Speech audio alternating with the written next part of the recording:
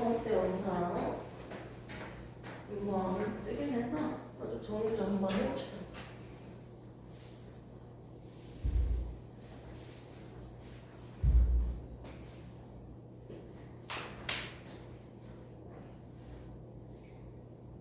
자, 우리는 운동하는 물체에 힘이 주어졌을 때랑 힘이 주어지지 않았을 때 나눠서 힘이 주어진다면 일정한 크기의 힘이 계속 작용했을 때 등속 운동을 한다. 대표적인 예가 자유낙하 운동으로 한번 설명을 해봤어요. 이런 내용을 보다 보니까 우리가 들어본 적 있는 속력, 속도, 이동거리, 변이와 좀 관련된 용어들이 나오네요. 그래서 기본적으로 이 3단원이 아닌 2단원에 나오는 역학적 시스템에서 우리가 속도, 속력에 대해서 먼저 개념을 좀 익힌 상태에서 진행을 하는 게 좋을 것 같아요. 자, 우리가 2단원에서 역학적 시스템이 나오는데 여기에서 기초적인 작업을 조금 하도록 하겠습니다. 먼저 A 지점에서 B 지점까지 실제로 이동하는 경로예요. 실제로 이동하는 경로는 약 100m라고 할 수 있어요. 아, 실제 거리네요. 이동 거리. 이 물체가, 이 사람이 어떻게 실제로 이동한 거리를 우리가 뭐라고 한다? 이동 거리라고 합니다. 자, 그런데 이 사이에 터널을 뚫어버리면 터널의 직선 거리는요, 약 60m입니다.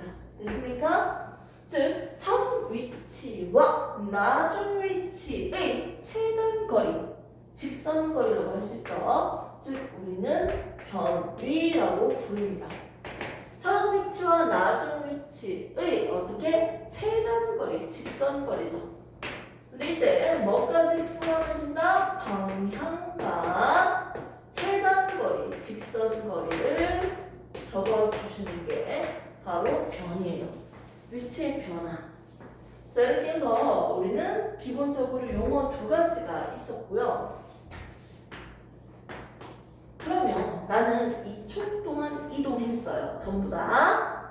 그럼 얘들의 빠르기 얼마나 빠르니? 1초에 몇 미터 갔니? 속력에 대해서 한번 보도록 할게요. 자, 속력은요, 2초 동안 얼마큼 갔다? 100m를 갔죠. 됐습니까? 그렇기 때문에 1초에는 얼마큼 가요? 50m 가죠. 그래서 50m per second예요. 됐습니까? 위에는 미터, 아래는 세컨드, s. 그래서 그대로 눕혀주시면 되죠. 단위는 1초에 몇 미터 갔는지 확인하는 단위가 속력이었죠. 오케이? 속력은 시간분의 이동거리로 표현을 했고요. 이제 변이를 한번 써볼까요? 터널로 지나간 속도를 한번 보겠습니다. 속도. 속도는요, 어떻게 계산합니까? 2초에 얼마큼 간다? 60m를 갑니다. 변이가 60이다. 방향까지 포함해볼까요? 방향은 실질적으로 수직선에서 오른쪽 방향이면 플러스, 왼쪽 방향이면 마이너스라고 표현을 합니다. 그리고 숫자 4를 적어보겠습니다. 동, 서, 남, 푸. 오른쪽이면 동쪽, 왼쪽이면 서쪽으로 적을 수 있겠죠. 만일 오른쪽 방향이었으면 오른쪽으로 60m, 동쪽으로 60m라고 할 수 있겠지. 근데 지금은 사실적으로 얘기하면요, 오른쪽이라고 얘기하기는 힘들고 정확하게 얘기하면 어느 방향이에요? 북동쪽이죠. 북동쪽으로 어떻게? 30m per second라고 할 수 있습니다. 여기다가 뭐 적어요? 방향 북동쪽이라고 적어주셔야죠. 됐습니까? 만일 변이가 이렇게 표현되어 있다면 어떻게 할 겁니까? 플러스 30m per second 또는 오른쪽 또는 동쪽으로 어떻게 30m per second라고 적을 수 있습니다. 됐습니까? 이렇게 나타낼 수 있다는 거죠. 그럼 이동거리와 변이, 거에 따른 속력과 속도를 한번 나타내 봤습니다. 됐습니까? 이렇게 우리는 1초에 몇 미터 갔니? 이 빠르기를 나타내는 단위 속력에 대해서 지금 한번 정리를 해보고요. 전체적인 식을 한번 정리해볼까요? 먼저 내가 이동한 거리에 대해서 시간을 나누니까 뭐가 나왔다? 속력이 나오고요. 속도가 나오고요. 단위는 혼합해서 쓰도록 할게요. 시간을 한 번 더 나누면 가속도가 나올 거예요. 그리고 반대로 시간을 곱해버리면 다시 뭐가 나온다? 속도의 변화량, 속도가 나오고요. 시간을 한 번 더 곱해버리면요. 이동한 거리가 나올 겁니다. 식이 관계식은 저렇게 되겠죠. 그러면 여기서 처음 보는 용어가 하나가 있는데 그게 바로 뭐예요? 가속도라는 용어네요. 그럼 도대체 이 가속도가 뭘까요? 가속도. 먼저 정리를 다시 한번 해볼까요? 아빠가 배운 거. 자, 이동거리는 뭐라고 했어요? 실제로 이동한 거리라고 했습니다. 저기에서는 100m라고 볼 수 있겠죠. 자, 그 다음에 두 번째. 변이는 방향까지 포함을 해줘야 되죠.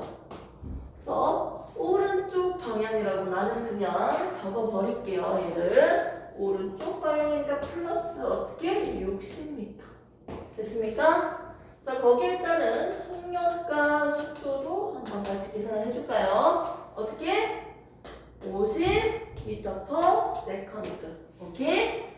자, 속도 어떻게 계산합니까? 플러스 30m/s였어요. 오케이? 즉, 시간분에 뭘 나타냈다? 이동거리를 계산하면 1초에 얼만큼 이동했는지 실제 이동했는 거리에 대해서 계산했죠. 빠르기 1초에 50m 간다는 거고요. 얘는 시간분의 위치변화 변이었습니다. 됐습니까? 좋습니다.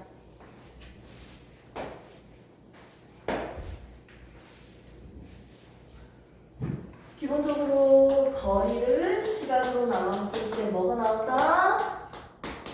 아까 이렇게 나온 거 봤고요. 이건 반대라고 했습니다. 자, 여기에서 이제 한번 정리를 한번 해보도록 할게요. 그럼 이제는 새로운 개념들, 속도는 보통 V라고 우리가 표기를 하죠. 속도와 시간 그래프. 이제는 우리가 가속도에 대해서 한번 보려고 해요. 가해지는 속도, 속도의 변화량이라고 볼 수 있는데, 예를 들어서 자동차가 있는데 처음에는 20m/s였는데 2초 후에 60m/s가 됐습니다. 얘는 속도의 변화량이 얼마일까요? 40이죠. 됐습니까? 근데 1초에 속도가 얼만큼 바뀌었는지를 봐야 돼. 1초 동안 변화량. 1초에 얼마나 가니? 1초에 얼마나 빨라졌니? 2초 동안 40m/s로 빨라졌으니까. 즉, 1초에는 얼마큼 빨라진다? 1초에는 20m/s가 빨라지죠. 이거 정말하게 얘기하면 이렇게 적힌 거잖아. 맞지? 밑에는 1이 생략돼 있죠? 이렇게 해주면 어떻게 시간을 2번 곱한 거랑 똑같은 꼴인 거 맞습니까? 결국 뭐랑 똑같아? 20m/s 제곱. 됐습니까? 이렇게 가속도를 적을 수 있다. 단위가 왜 이렇게 나오는지는 확인할 수 있죠? 오케이? 1초의 속도가 얼만큼 빨라졌니? 느려졌니를 보는 겁니다. 이때 틀린 점 한번 찾아볼까요? 오른쪽 방향이기 때문에 방향까지 표시를 해줘야죠. 그러면 플러스 20m/s, 플러스 60m/s, 플러스 40m/s. 자, 그래서 나오는 답은 플러스 방향으로 20m/s 제곱이라고 표시할 수 있겠네요. 속도니까. 오케이? 그러면 여기에서도 상대 속도까지 언급을 할 수 있는데 좀 더 심화적인 것도 살짝 넣어줘야죠. 상대 속도, 습도가 아니고 속도죠. 상대 속도까지도 한번 본다면 가속도는 뭐다? 결국 나중 속도에다가 처음 속도를 뺐죠. 맞죠? 나중 속도, 이게 처음 속도야. 뺐어. 여기에다가 시간을 나눈 거예요. 됐습니까? 델타 T 시간이니까 그럼 결국 뭡니까? 시간분의 속도의 변화량이에요. 오케이? 1초에 얼만큼 시간이 변했는지 보는 게 바로 뭐다? 바로 가속도였어요. 오케이? 좋습니다. 가속도에 대해서 상대 속도까지 같이 한번 보면서 갈게요. 이거는 오늘 잊어버려도 됩니다. 우선 학교에서 나오면 하고 안 나올 확률이 거의 높아요. 한 80%, 90%는 안 나올 거야. 예외적으로 막 하려고 하는 사람이 아니면 상대 속도 비교하는 것까지 할게요. 자, A 자동차가 오른쪽으로 이동해요. 오른쪽으로 가는 건 플러스라고 했죠. 가학에서. 네, B 자동차는 어디로 간다? 오른쪽 방향으로 갑니다. 됐습니까? 이때 A의 속도는 20m/s고요. B의 속도는 40m/s예요. 오케이? 두 번째 예시를 줄게요. A 자동차가요. 어떻게? 반대 방향으로 갑니다. 됐습니까? 이때 B라는 자동차는 오른쪽 방향으로 갑니다. 속도 똑같고요. 됐습니까? 이 두 가지 예시를 한번 볼게요. 첫 번째 보겠습니다. 상대 속도니까 A가 본 B의 속도 또는 B가 본 A의 속도 이딴 걸 하면 되지 않을까요? 정리할게요. 자, A가 본 B의 속도 그대로 A, B 적었어요. 내가 뭐라고 했어요? A가 본 B의 속도 됐습니까? A가 본 B의 속도는 B의 속도 빼기 뭐다? A의 속도다. 이렇게 식을 정리할 수 있습니다. 의미적으로 먼저 문제를 풀어보고 계산적으로도 맞는지 체크를 해볼게요. 자, 의미적으로 가봅시다. A가 본 B의 속도.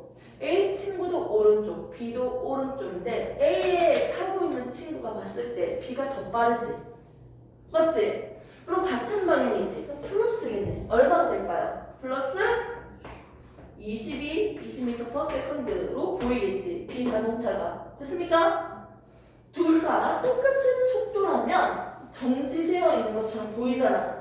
근데 그것보다 얼만큼? 20만큼 더 크니까 플러스 20m/s의 속도로 달리고 있는 것처럼 보이겠죠? 오케이?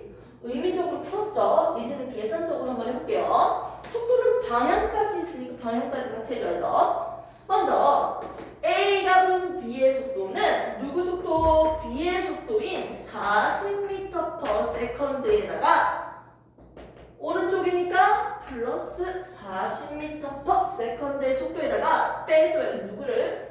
20. A의 속도. 어떻게? 플러스 20m/s. 이걸 빼줍니다. 그러면 뭐가 나온다?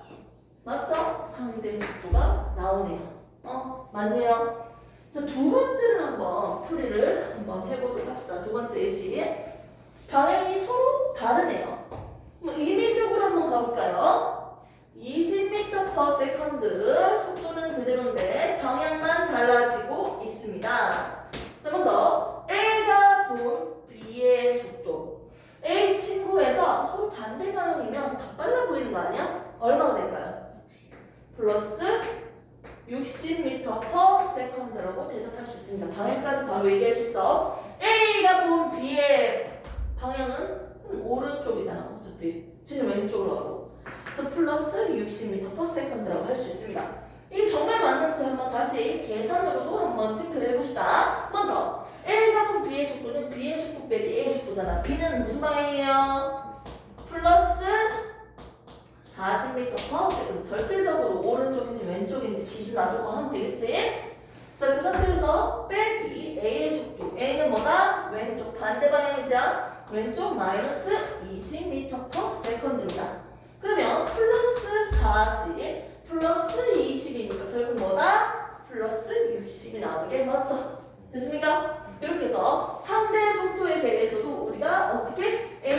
그래프 B의 속도는 B 속도 빼기 A의 속도로 계산할 수 있습니다.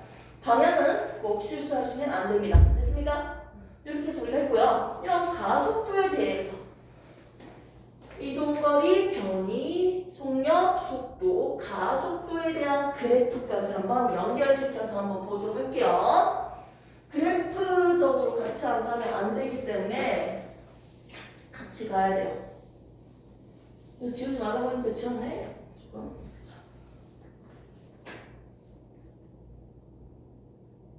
선생님이 좋아하는 게 이 그래프예요. 수학 문제를 풀 때도 그래프랑 같이 하는 거 너무 재밌는 것 같아. 좀 이해가 좀 잘 되는 느낌? 맞지? 자, 한번 이동거리를 한번 보도록 할까요?